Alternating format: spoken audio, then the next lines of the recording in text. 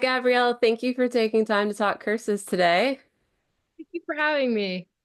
I just love Pandora. She's one of those characters where I feel like she'd be really cool to hang out with in real life. I agree. I mean, I think she might be a lot with the skateboarding. You know what I mean? You might have to watch out, but I think she'd be pretty chill to hang out with too. I mean, she loves spooky stuff. She's always got the good snacks. And yeah, she might cause a little chaos, but she'll get the job done at the end of the day. I was just excited to see her back for season two and to really see where she was going to go now that her dad was back. And I felt like she had a lot of great character moments to show off her growth. She was dealing with her best friend not knowing this huge thing about her and then learning about it, and then dad being back and all of that. It was tough for the family, like adjusting to that. But I thought she did great. And I was wondering, was there anything when you read the script you were like, I can't wait to get into the booth and really dig into this with her? I think that especially dealing with a best friend, that's something that is very relatable, having a secret and then, you feel like you can't tell them. So I think that's something that I was really excited to explore with Pandora and Devi is that, sometimes you have to protect the people that you love by not telling them things. And that can be a weight, and that can be heavy, and that can be bothersome, and it can bubble up in different ways. But as far as just general things about Pandora, I'm always excited to explore her childlike wonder, and I'm always excited to see how she's going to handle adversity. It's always amazing to me. It amazes me every time. She just runs straight towards danger, not a thought in the head. Um, uh, I actually love that about her because I'm guilty of that. I'm better now, but I'm definitely guilty, have been guilty of that in the past.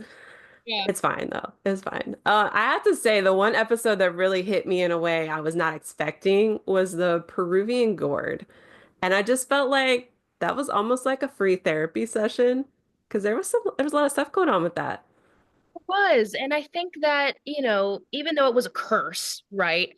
I think that the things that we say to ourselves eh, can be harsh, and we have to remind ourselves that it's not real.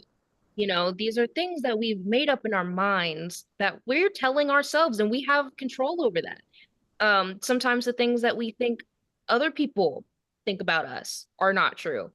And it's just a fabrication of our imagination. So I think that was something that I really loved that they included in a a fun and, you know, a gentle way for kids at home. It was masked in the sense of a curse, but it's a very real thing.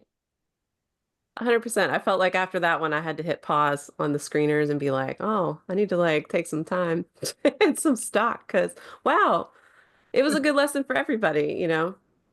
Absolutely. I also thought it was really fun to see Larry and Stanley kind of get out and get their moments this season. And if you had to pick one of them to run around with and do crazy adventures with, who would you pick? I mean, they're both great for different reasons. Like I can't pick just one because they're both great, but I don't know. If I have to, I'll pick Larry for the heck of it. Why not? Why not? I mean, he fits in a bowling ball bag, so I feel like he might be easier to carry around. And I just think it's funny when he rolls around because what do you mean you're just ahead? What is that? That seeing the animation for the first time, like seeing his character for the first time, I was like, wait, he's just ahead? And everybody looked at me like, you didn't know that? I was like, no, no. I agree. I also loved when I first saw him when I realized that his hands were just like his his beard pieces. I was like, that's so clever and cute. It was great.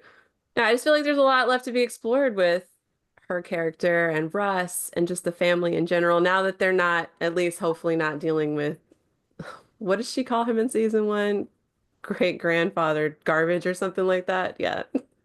Yeah, I mean, I would love to, I would be totally down for season three. I don't have any news about it yet, but fingers crossed, and you always hope for the best. But I feel like there's a lot to be explored. I love when we explore things in the house, like about the actual house, because there's so much lore about just where did these things come from? I know we explore that in the show, but just the architecture of the house, like it's just interesting to me. Things like that are just very interesting to me about settings and origin stories and all of that. So I think that there's more to talk about. I agree. It's kind of like the Addams Family house to me, Yeah, a where it's little, like very specific rooms and weirdly placed things.